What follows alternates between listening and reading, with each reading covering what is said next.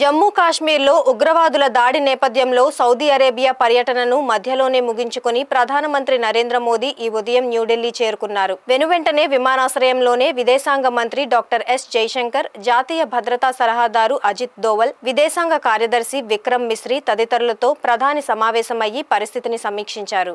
పహల్గాంలో పర్యాటకులపై జరిగిన ఉగ్రవాద దాడిని రాష్ట్రపతి ద్రౌపది ముర్ము, ఉపరాష్ట్రపతి జగదీప్ ధన్కర్, ప్రధానమంత్రి నరేంద్ర మోదీ తీవ్రంగా ఖండించారు. దీనిని దిగ్భ్రాంతికరమైన, బాధాకరమైన చర్యగా అభివర్ణించిన రాష్ట్రపతి ఈ అమానవీయ చర్యను నిర్ద్వంద్వంగా ఖండించాలన్నారు.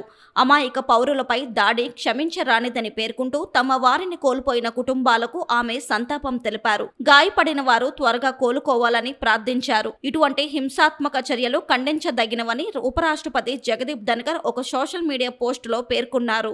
ఈ దారుణమైన చర్య వెనుక ఉన్న వారిని వదిలిపెట్టబోమని, వారిని న్యాయం ముందు నిలబెట్టాలని ప్రధాని మోదీ అన్నారు. వారి దుర్మార్గమైన ఎజెండా ఎప్పటికీ విజయవంతం కాదని సోషల్ మీడియా పోస్టులో వ్యాఖ్యానించారు. తమ ప్రియమైన వారిని కోల్పోయిన వారికి ఆయన తన సంతాపాన్ని వ్యక్తం చేస్తూ గాయపడిన వారు త్వరగా కోలుకోవాలని ప్రార్థించారు. బాధితులకు అన్ని రకాలుగాను సహాయం అందజేయనున్నట్టు ప్రధాని తెలిపారు.